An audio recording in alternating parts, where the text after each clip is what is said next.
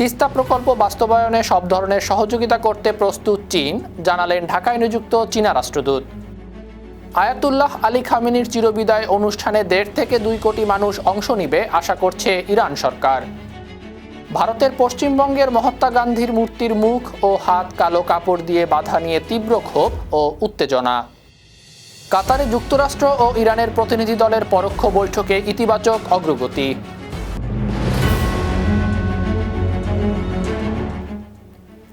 শুনছিলেন সংবাদ শিরোনাম। সবাইকে স্বাগত জানাচ্ছি বিশ্বজুড়ে প্রতিদিনে বিশ্বের বিভিন্ন প্রান্তের সবশেষ তথ্য জানাতে আপনাদের সঙ্গে আছি আমি ইকবাল মাহমুদ অনিক। বাংলাদেশে নিযুক্ত চীনের রাষ্ট্রদূত ইয়াও ওয়েন জানিয়েছেন, তিস্তা প্রকল্প বাস্তবায়নে সব ধরনের সহযোগিতা করতে প্রস্তুত চীন সরকার। প্রধানমন্ত্রী তারেক রহমানের চীন সফর বিষয়ে বৃহস্পতিবার ঢাকায় চীনা দূতাবাসে সংবাদ সম্মেলনে এ ঘোষণা দেন তিনি। চীনা রাষ্ট্রদূত বলেন, প্রধানমন্ত্রীর চীন সফর দ্বিপাক্ষিক সম্পর্কের নতুন মাইলফলক রচিত করছে। আস্থার নতুন ধাপে পৌঁছেছে দুই দেশ। তিস্তা মহাপরিকল্পনা নিয়ে চীন আগের অবস্থানেই আছে। এ প্রকল্প বাস্তবায়নে কারিগরি সহ অন্যান্য সব রকম সহযোগিতা করবে চীন। তিস্তা মহাপরিকল্পনার সম্ভাব্যতা আগেই যাচাই করে চীনা কোম্পানি। এখন দুই দেশের বিশেষজ্ঞরা কাজ করবেন। কক্সবাজারের টেকনাফ সীমান্তের ওপারে মিয়ানমারের রাখাইন রাজ্যে আবারও দফায় দফায় বোমা বিস্ফোরণের বিকট শব্দ শোনা গেছে। বিস্ফোরণের শব্দে বাংলাদেশ এলাকাও কেঁপে উঠেছে। বৃহস্পতিবার দুপুরের দিকে টেকনাফের হোয়াইংকাং ও হিংলা সীমান্তের ওপারে মিয়ানমারের রাখাইনের বলিবাজার ও কুমিরখালী এলাকায় সংঘর্ষ চলছে। বুধবার দিন ও রাতে মুংডু শহরে বিমান থেকে বোমা হামলা হয়েছে। হোয়াইংকং 2 নম্বর ওয়ার্ডের মেম্বার সিরাজুল মোস্তফা লালু বলেছেন, প্রায় 1 বছর আগে হোয়াইংকং সীমান্তের ওপারে আরাকান আর্মি ও মিয়ানমার জান্তা বাহিনীর ব্যাপক সংঘর্ষ হয়েছিল। তখন সীমান্তবাসী আতঙ্কে ছিল। আবারও রাখাইনে হামলা ও সংঘর্ষ শুরু হওয়ায় স্থানীয়রা উদ্বেগ ও আতঙ্কে আছে। সামরিক অভ্যুত্থানের পর মিয়ানমারে গৃহযুদ্ধে এ পর্যন্ত 1 লাখেরও বেশি মানুষ মারা গেছেন। বিশ্বজুড়ে সহিংসতা ও সশস্ত্র সংঘাতের তথ্য সংগ্রহকারী আন্তর্জাতিক পর্যবেক্ষণ সংস্থা armed conflict location and event data project ACLED এর প্রতিবেদনে এই তথ্য জানা গেছে। উল্লেখ্য, 2021 সালের ফেব্রুয়ারি মাসে নোবেলজয়ী নেত্রী অং সান সুচির সরকারকে উৎখাত করে ক্ষমতা দখল করে দেশটির সামরিক বাহিনী। তখন সামরিক অভ্যুত্থান বিরোধী আন্দোলন শুরু হলে কঠোরভাবে দমন করে সেনা সরকার। প্রতিবাদে গণতন্ত্রকামীরা বিভিন্ন জাতিগত সংখ্যালঘু সশস্ত্র বাহিনীর সঙ্গে জোট বেঁধে জান্তা সরকারের বিরুদ্ধে গেরিলা যুদ্ধ শুরু করে। জাতিসংঘ জানিয়েছে, এই যুদ্ধের কারণে মিয়ানমারের 37 লাখেরও বেশি মানুষ বাস্তুচ্যুত হয়েছেন। বাংলাদেশিদের জন্য পর্যটন ভিসা আবার চালু করেছে ভারত। তবে দুই দেশের যাত্রী আনাগোনার সম্ভাবনা বাড়লেও এখনও ট্রেন চালুর বিষয়ে সিদ্ধান্ত হয়নি। বুধবার সংবাদ সম্মেলনে ভারতের পূর্ব রেলের বিভাগীয় রেল ব্যবস্থাপক রাজীব সাক্সেনা জানিয়েছেন, এটি মূলত দুই দেশের রাজনৈতিক সিদ্ধান্তের বিষয়। নির্দেশ আসলেই ট্রেন চালু করা হবে। প্রসঙ্গত, 2024 সালে জুলাই গণঅভ্যুত্থানের সময় নিরাপত্তার কারণে বাংলাদেশ ভারতের মধ্যে যাত্রীবাহী ট্রেন চলাচল বন্ধ করে দেওয়া হয়। ভারত বাংলাদেশের যাতায়াতের অন্যতম সহজ ও জনপ্রিয় মাধ্যম ছিল এই রেল যোগাযোগ। ভারতের পশ্চিমবঙ্গের পূর্ব বর্ধমান জেলার কাটোয়া শহরে মহাত্মা গান্ধীর মূর্তির মুখ ও হাত কালো কাপড় দিয়ে বেঁধে দেওয়া হয়েছে। এই ঘটনায় স্থানীয় বাসিন্দাদের মধ্যে তীব্র ক্ষোভ ও উত্তেজনার সৃষ্টি হয়েছে। বুধবার সকালে কাটোয়ার স্টেশন বাজার এলাকায় এই ঘটনা জানাজানির পর পুলিশ কালো কাপড় সরিয়ে নিয়েছে। 1996 সালে তৎকালীন কংগ্রেস চালিত কাটোয়া পৌরসভার উদ্যোগে মহাত্মা গান্ধীর এই মূর্তিটি চত্বরে স্থাপন করা হয়েছিল। কাটোয়ার মহকুমা শাসক রীনা ঘোষ জানিয়েছেন, সিসিটিভি ক্যামেরার ফুটেজ বিশ্লেষণে দেখা গেছে, রাত আনুমানিক 12:30টার দিকে একজন গৃহহীন ব্যক্তি মূর্তির মুখ ও হাতে ওই কালো কাপড়টি বেঁধে দিয়েছে। পুলিশ বিষয়টি তদন্ত করছে। কাতারের রাজধানী দোহায় বুধবার যুক্তরাষ্ট্র ও ইরানের প্রতিনিধি দলের পরোক্ষ বৈঠকে সমঝোতা স্মারকের বিভিন্ন দিক নিয়ে ইতিবাচক অগ্রগতি হয়েছে। পাকিস্তানের পররাষ্ট্র মন্ত্রণালয় বিবৃতি দিয়ে জানিয়েছে, দুই পক্ষ আলোচনা চালিয়ে যেতে রাজি হয়েছে। সমস্যাগুলো সমাধানের চেষ্টা চলছে। ইরানের সাবেক সর্বোচ্চ নেতা আয়াতুল্লাহ খামেনির জানাজা ও দাফনের আনুষ্ঠানিকতা শেষ হওয়ার পর যত দ্রুত সম্ভব বৈঠক হবে। তবে বৈঠকে ঠিক কোন কোন বিষয়ে অগ্রগতি হয়েছে সে সম্পর্কে বিস্তারিত জানানো হয়নি। ইরানের উপপররাষ্ট্রমন্ত্রী কাজেম গারিবাবাদি বলেছেন, কাতারে আলোচনার পর সে দেশে আটকে থাকা ইরানের কিছু অর্থ দেশের প্রয়োজনীয় পণ্য কেনার জন্য খরচ করা হবে। ইরানের রাষ্ট্রীয় বার্তা সংস্থা IRNA-কে গারিবাবাদি বলেছেন, কাতারের কেন্দ্রীয় ব্যাংকের কর্মকর্তাদের সঙ্গে বৈঠক করে প্রাথমিক $600 কোটি একটি অংশ কিভাবে খরচ করা হবে তা নিয়ে আলোচনা হয়েছে। তবে এই অর্থ কিভাবে ছাড়া হবে, কোন প্রক্রিয়ায় খরচ হবে এবং কবে থেকে কার্যকর হবে, এসব বিষয় এখনও স্পষ্ট নয়। নিজেদের সর্বোচ্চ নেতা আয়াতুল্লাহ আলী খামেনিকে চিরবিদায় দেওয়ার প্রস্তুতি নিচ্ছে ইরানের মানুষ। আয়োজন করা হচ্ছে ইতিহাসের সবচেয়ে বড় রাষ্ট্রীয় জানাজা ও দাফন প্রক্রিয়া।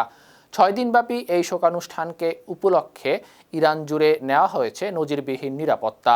আন্তর্জাতিক সংবাদ মাধ্যম আল জাজিরা জানিয়েছে, খামেনির শেষ বিদায়ের আনুষ্ঠানিকতা শুধু ইরানেই সীমাবদ্ধ থাকবে না, প্রতিবেশী ইরাকসহ মোট 5টি প্রধান শহরে চলবে।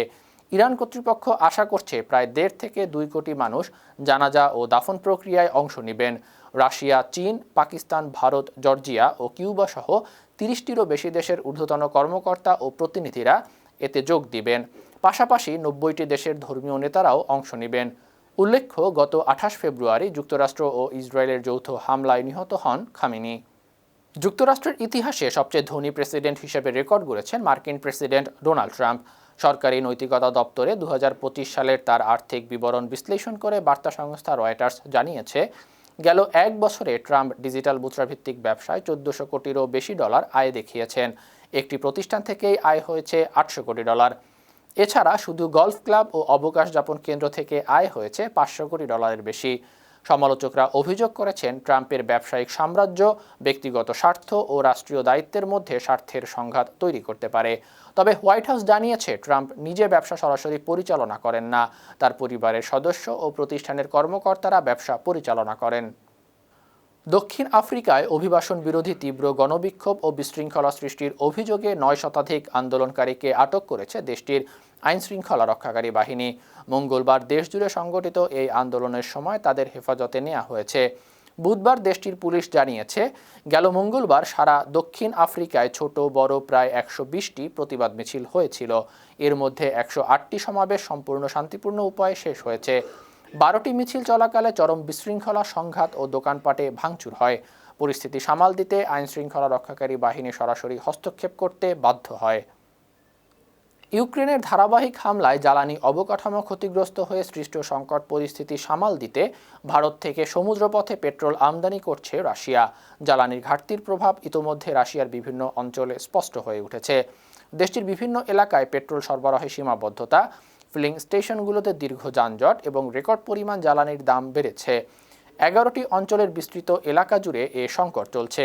ক্রেমলিন মঙ্গলবার জানিয়েছে, অভ্যন্তরীণ বাজারে গ্রহণযোগ্য দামে জ্বালানি নিশ্চিত করতে বিভিন্ন দেশের সঙ্গে আমদানির ব্যাপারে আলোচনা চলছে। প্রয়োজনে বিকল্প উৎস থেকে জ্বালানি সংগ্রহ করা হবে। এ ব্যাপারে রাশিয়ার জ্বালানি মন্ত্রণালয় ও ভারতের তেল মন্ত্রণালয়ের তাৎক্ষণিক কোনো মন্তব্য পাওয়া যায়নি।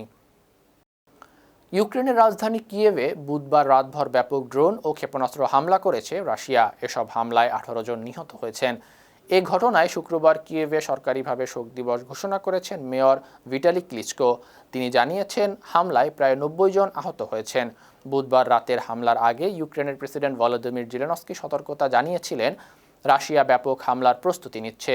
অন্যদিকে রাশিয়া বলছে, তাদের বেসামরিক অবকাঠামোতে ইউক্রেনীয় হামলার পাল্টা জবাব হিসেবে কিয়েভের সামরিক কারখানাগুলোতে হামলা করা হয়েছে।